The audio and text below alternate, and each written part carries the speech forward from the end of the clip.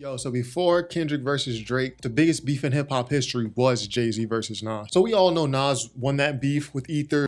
Fuck Jay-Z. Jay-Z didn't go out like Drake did. I don't want to dish you anymore. Jay-Z at least went down punching. Drake went down pretty much tapping out, giving up. Although Nas won that beef, one of my favorite diss tracks in this whole beef is the Takeover by Jay-Z and also the Blueprint 2 song by Jay-Z. The Blueprint 2, baby, on the way. Which I'll probably do in another video. This is an example of a, in my opinion, perfect diss record.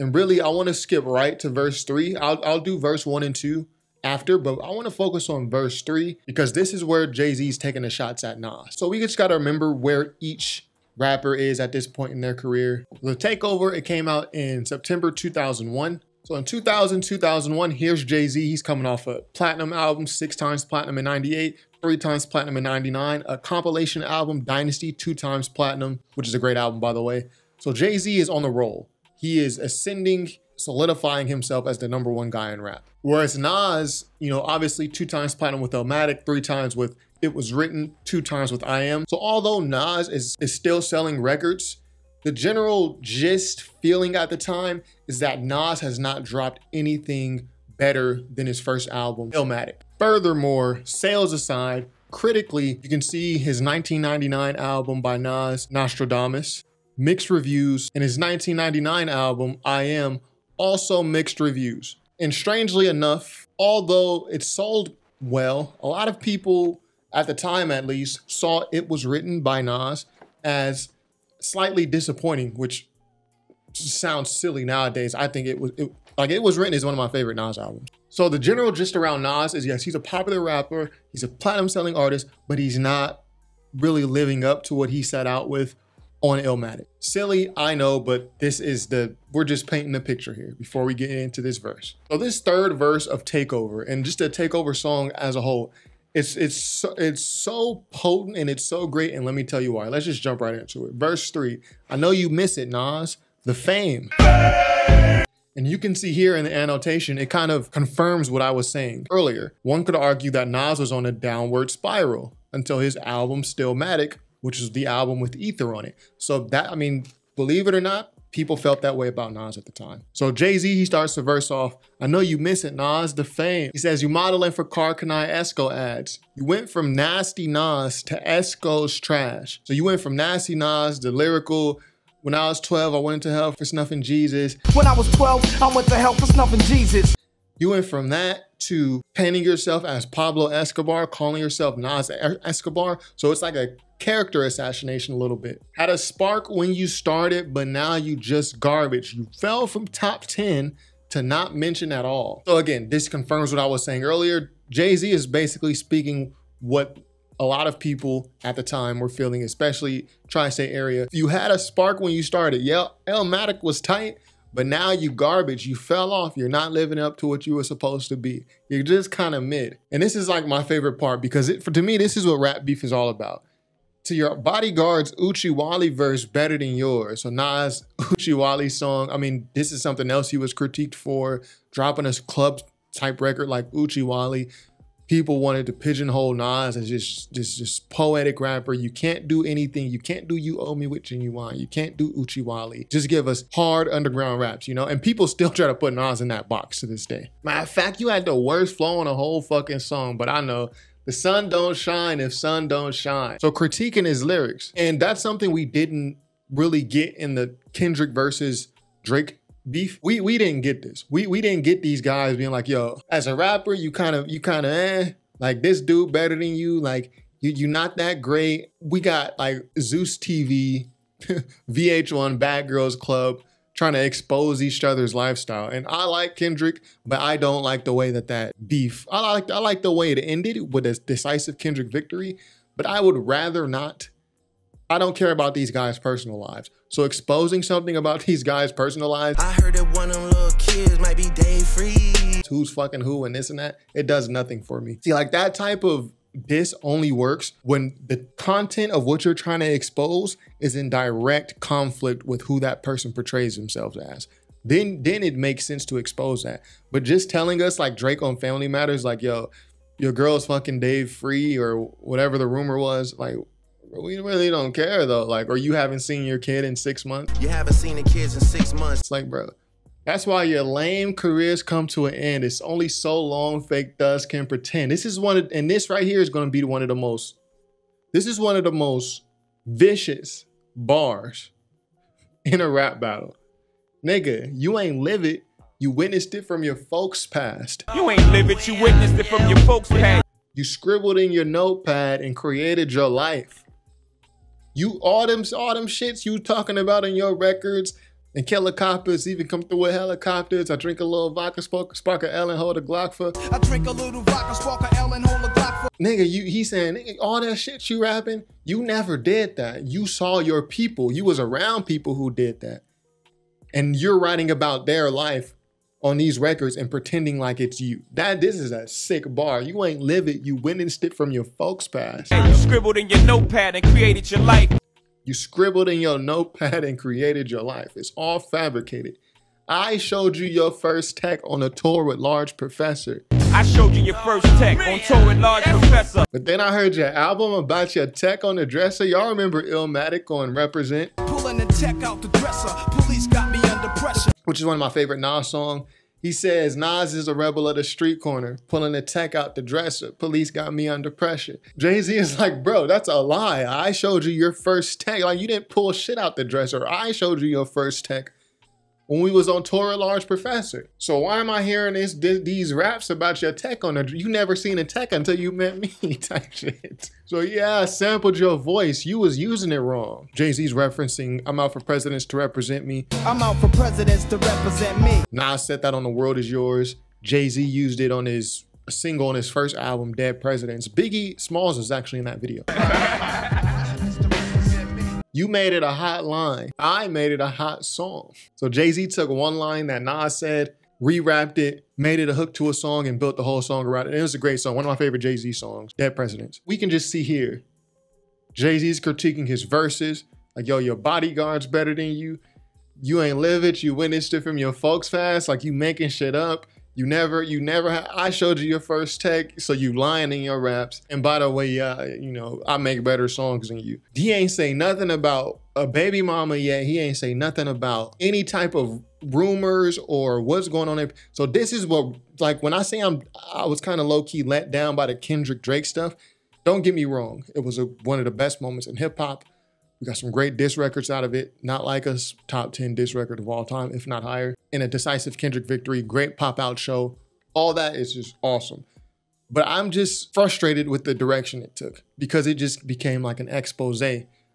Whereas you compare it to a diss, you know, you compare it to a beef in the past, like Jay-Z versus Nas. Like, yo, they're not exposing nothing about each other right here. They're critiquing each other as rappers. They're coming at each other as rappers. And you ain't get a coin. You was getting fucked in. You say, yeah, I sampled your voice and you didn't even get royalties off that. I know who I paid. I paid Searchlight Publishing, MC Search, which MC Search has actually gone on record and debunked this. Jay likes to say that. Nas owns Jay's publishing. Jay does not own Nas's publishing. What? From that record? Correct. From that record. Correct. So Jay-Z's coming at all angles. He even puts in, yeah, I sampled your voice and you didn't get paid for it. And this is the critical breakdown of Nas as a rapper, right? You said you've been in this 10. I've been in it 5. Nas was in it for 10 years at the time. Jay-Z was in it about 5-ish. Smarten up, Nas. And this is the angle that J. Cole takes on 7 Minute Drill, the Kendrick Lamar diss. He averaging one hard verse like every 30 months or something. 4 albums in 10 years? Look, I can divide. That's one album, let's say every 2 years. And then 2 of them shits was not good. One was whatever, the other was Illmatic. That's a one hot album every 10-year average. So let's actually just go and confirm this, right? He's going Illmatic, he's going It Was Written, he's going I Am, he was going Nostradamus. And again, this is going to confirm what I said earlier in the video. Jay-Z is looking at these 2 albums, Nostradamus and I Am, as what Jay-Z calls it, not good. One was whatever. So he's talking about It Was Written. He said one was whatever. I'm telling y'all, people really felt back then that It Was Written was not a good album, or it wasn't that good. It was disappointing, which is crazy. He said one was and the other one was Illmatic. So yeah, he's saying, yeah, okay, Illmatic, that was hot. So I mean, you got one hot album every 10 years. So Jay-Z's wrong here, actually. So It Was Written is obviously a super good album. Illmatic was dropped in 94. To Nostradamus was dropped in 99. That is not 10 years. That's a 5-year span. This song Takeover might have came out like, people maybe leaked in 2000, came out 2001 era. That's still not 10 years. Even if we give it 2001, that's about, so it's 7 years. So it's not every 10 years. But still, it's a great attempt. And again, just more critiques as a rapper. And expose nothing about his life, his son, this and that. Look, switch up your flow. Your shit is garbage. Change up your rap style. Well, you trying to kick knowledge or something? Like, bro, we moved past that. This ain't the native tongues era. Even though, you know, we love a Nas kick knowledge. But this is Jay going with the character assassination. Y'all gonna learn to respect the king. Don't be the next contestant on that Summer Jam screen. He's talking about Mobb Deep. Do they got the picture in this annotation? Well, we'll put the picture up here. Don't make me expose you in a different way, is what he's saying. Like, don't make me actually go into your life and expose some shit. We can just keep this going as rappers. And then this is the only messy Zeus TV type, Bad Girls Club type diss on this record, where Jay-Z is like about to really expose him. Don't push me. Don't push me, because you know who did you know what. But you know who. Let's keep that between me and you though, for now. So obviously Jay-Z, he'll come out with another diss record called Supa Ugly. Super ugly. And he'll basically expand on this. And then Supa Ugly, and I could do that song too if you guys want me to break that down. Jay-Z exposes how he was sleeping with Nas's baby mom. Get it? More in common. Now this is the Zeus TV shit. This is the shit that rap beefs are today. Yeah, I slept with your baby mom and my little cousin's nephew, fucked your daughter's auntie's nephew's niece. And so you're a bitch because of that. And you and your wife don't live together. You got an apartment in Oklahoma and she got an apartment in Idaho. What's going on? That's the shit that goes on now. So when Jay-Z dropped the Supa Ugly and he came out dissing like that, the rap community, and I give them props, they heard that and they was like, oh yeah, this is an L. They saw it as desperation. Like, you can't fuck with Nas on the raps. So now you're going talking about condoms and baby seats. Left condoms on your baby seat. This is L. Like, Supa Ugly, you can listen to the diss record today, and with today's ears, with today's ears, you might even say like, this is a good record. But back then, it's like, nah, it was a clear L. It's like when Drake dropped the Heart Part 6, saying, I don't want to rap anymore. I don't want to diss you and all this. I don't want to diss you anymore. And how we all heard that record and was like, damn, Drake sound defeated. Like, it's over, I guess. That's how the Jay-Z Supa Ugly shit was. But Jay-Z didn't go down like that. Jay-Z went down dissing. He went down punching. He acknowledged that he lost. For even in defeat is a valuable lesson learned, so it evens up for me. On Blueprint 2, because even in defeat, it's a valuable lesson learned. So it's even to me, whatever. But he still went down swinging. Drake didn't go out like that. But anyways, that's what he's talking about here. He goes on to expand on it in Supa Ugly. And then verse 4, a wise man told me don't argue with fools. People from a distance can't tell who is who. I think of this lyric nowadays. Like, when I'm thinking like, should I partake in a conversation with this fool? I think of this lyric. Like, don't argue with fools, because people from a distance, they can't tell who is who. All that thug rapping and gimmicks, I will end it. You're not deep, bro. You made your bed, sleep. And then this is just a cold little ending, because a lot of people was going at Jay-Z around this time. Like I said earlier, he was ascending in his rap career. So obviously, as you become top dog, like, you have a lot of people that want to take shots at you. That's why he says, don't throw rocks at the throne. But he says, like, yo, Nas, I shoot at him. He's my peer. We're on the same tier as rappers. Mobb Deep, I'll even shoot at them. They don't sell as many records as me, but I'll humor you. But all you other niggas throwing shots at me, you get half a bar. So this is 1 bar, 2 bar, 3 bar, 4. He said you get half a bar. Fuck y'all niggas. Chew on that. Crazy work. Yeah, the Takeover is crazy work, because like I said, it's an example of a diss record that we don't really get nowadays. Now on diss records, especially like with drill rap, it's either like, yo, I'm gonna kill you, or I'm smoking on your dead homies and I'm shooting a video on your block. Or in the instance of Kendrick, Drake, Pusha T, it's, yo, I'm talking about your wife and you have a kid and you and your wife are not in love anymore. It's just like reality TV type shit. The Takeover is not that. It's just straight up, I'm a better rapper than you. You fell off. Your albums are not good anymore. You're lying on your raps. Here's an example. And Jay only throws a splash of the messiness, but he's like, I'm not even getting messy on this. So that's why I think the Takeover is a perfect diss record. Obviously, this wasn't enough for Jay-Z to win. Jay-Z, the chronology goes like this. Jay-Z drops Takeover. There were other records before this, like Is That Your Chick and all that. But Jay-Z drops Takeover, then Nas drops Ether. Then Jay-Z drops Supa Ugly, and then pretty much battle over. There were records before and after, like Blueprint 2 and Last Real Nigga Alive by Nas, but that's pretty much how it happened. So this is a great diss record. Nas came with the Ether. Nas came with the Ether, which shut this down. But still, I think a perfect diss record. I also just want to look at this Mobb Deep line right here. Obviously, Jay-Z had already gone into Summer Jam Scream, exposed Prodigy as a former ballerina, which nowadays just sounds odd. Like, okay, a nigga did ballet when he was a kid. What's the big deal?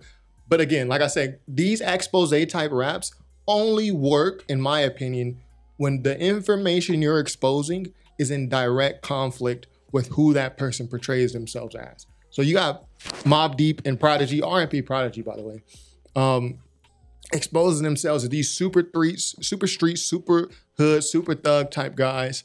And then Jay-Z comes out and like, okay, well, here's a picture of you doing ballet. What's up with you? What's up with you though? Twinkle toes. You know what I mean? That's what he says. You was a ballerina. I got the pictures. I seen it. And like, come on, obviously like Prodigy, I don't know if y'all can see this all the way because like my face is right here, but Prodigy is obviously like 6 or 7 years old right here. But still, I mean, it's in conflict with who he presents himself as at the time. So this was actually a big deal. This is like viral moment before internet virality. He said, then you drop Shook One, switch your demeanor. So he's painting, what I'm saying, he's already painted it. Like he was a ballerina, here's the picture. But then now you're on Shook Ones, you know, in the street doing these tough guy raps. And here's Jay-Z with the battle rap bars, you know, the gun bars. Trust me on this one, I detach you, mind from spirit, body from soul, hold a mask, put your body in a hole. This, if you watch battle rap like TRL or whatever, this is how they come in. He said, no, you're not on my level. Get your brakes tweaked. I sold what your whole album sold in my first week. This 1 week. Oh, can we verify this? So Jay-Z, so this song is on the Blueprint. So he's not talking about the Blueprint. He must be talking about like, and the Dynasty is a group album. So Jay-Z must be talking about Volume 3, which went 3 times platinum. So what did Volume 3 sell in its first week? 462,000. So Mobb Deep. So he's probably talking about, yeah, so Mobb Deep dropped in 2001. So he's not talking about their 2001 album. He will be talking about Murder Music. Oh, I think I know this album. Is this an album with Mac 10 handle? So this album was certified platinum October 1999. Jay-Z, as of December 99, only sold, well not only, he sold 462,000 copies his first week, which is enormous. So Jay-Z's album outsold this because this album's 3 times platinum. But actually, I've actually never looked into this. That's not true. Unless we're talking about different albums, this is not true. Jay-Z did not sell what the Mob, unless I have the albums, unless I'm choosing the wrong albums. I'm choosing the albums that were out at the time when this Takeover song came out. Jay-Z did not sell what their whole album sold in his first week. Their album sold 1 million as of October 99. His albums as of December 99 sold 462,000. Now I was thinking maybe Jay-Z's talking about Hard Knock Life because this is his most popular album at the time. I think it's still his most best-selling album. But Volume 2 sold even less albums its first week than Volume 3, shockingly, 350,000. So wow, I never fact-checked that, but that's not true. He did not sell what the whole album sold in their first week. Let's see what Genius says. Maybe I'm getting something wrong. Oh, he's talking about Dynasty. Dynasty sold 550. What? Wow. Okay, that's true. I stand corrected. My fault, ho. What the hell? That's 557,000 its first week. I mean, still, it's still not more than 1 million. But I'm shocked that Dynasty, even though it has less total sales, and you know, I'm nerding out right now. Like the video, the Takeover breakdown is over, so you guys can check out if you want. But I'm just nerding out. If you still here, thanks for rocking with me. But it sold less albums than Volume 2 and Volume 3, but it sold way more the first week. Oh, he's talking only about Prodigy's solo debut. See, I'm okay. All right, okay. I thought he was talking about Mobb Deep as a whole. Okay, 500,000. Okay, Jay-Z, you got that. I'm sure you already knew what you were talking about. Yes, you did sell more than what Prodigy's HNIC sold. You sold more in your first week. The Dynasty joint had 550,000+. HNIC 500,000+. You got that. My fault. But anyways, yeah, that's all I got. So I had nerded out there at the end, but you know, I like going into stuff like that. Be sure to subscribe if you haven't already. Top5rapwebsite.com. Peace.